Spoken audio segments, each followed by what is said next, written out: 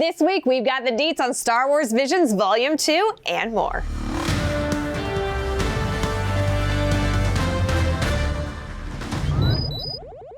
Star Wars Visions Volume 2 will arrive on Star Wars Day, May the 4th this year with 9 new shorts. Today, Lucasfilm announced the studio's hard at work on the captivating animated series from around the globe, as well as the titles including I Am Your Mother, In the Stars, and Sith.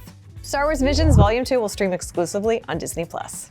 We are less than a month away from the premiere of The Mandalorian Season 3, and we're more excited than a frog lady reuniting with her frog husband on Trask. To celebrate, earlier this week, a new piece of key art was revealed featuring Din Djarin holding the Darksaber with Grogu ready for takeoff in their N1 starfighter. Plus, a new featurette celebrates the global phenomenon of the series so far. I say to you again, can it be March 1st already? Star Wars Celebration Europe will welcome the return of a Jedi, Anakin Skywalker himself, Hayden Christensen. Also appearing at the show will be Lady Bo-Katan, KATEE SACKHOFF from The Mandalorian and Star Wars Animation, as well as the voice behind animated Obi-Wan Kenobi, James Arnold Taylor. Mads Mikkelsen, who played Galen Erso in Rogue One: A Star Wars Story, will be there, as well as DENIS, LAWSON, Rebel pilot Wedge Antilles. In just a little over 2 months, Star Wars Celebration takes London's Excel Centre. Marvel's Sana Staros issue number 1 arrived yesterday, and earlier this week, we got a glimpse behind the scenes with the creative team, writer Justina Ireland and artist Pere Perez, in an exclusive new interview now on StarWars.com/thisweek. And Cal Kestis fans, we also have your first excerpt from Inside Star Wars Jedi Battle Scars, the forthcoming novel that takes place between Star Wars Jedi Fallen Order and Star Wars Jedi Survivor. Now is the time of the week where we come together to talk episode 6 of The Bad Batch, Tribe. If you haven't watched it yet, let the Wookiee win by skipping to the timestamp below.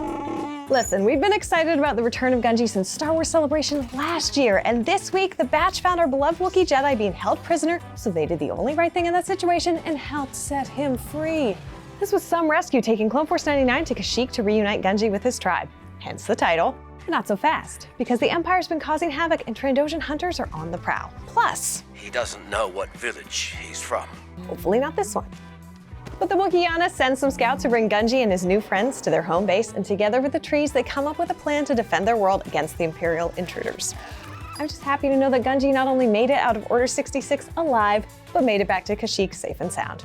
Come back next week when we dive into the mid-season double feature, The Clone Conspiracy and Truth and Consequences.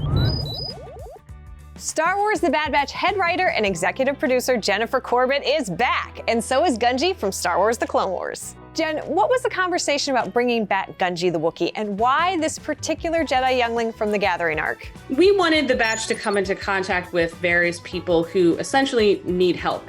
When we talked about it, it felt if there were a Padawan or a youngling who somehow managed to survive, but now they don't have this support system, and what it would be like to encounter this individual and feel the need to just help them, no matter the risk of being seen with a Jedi.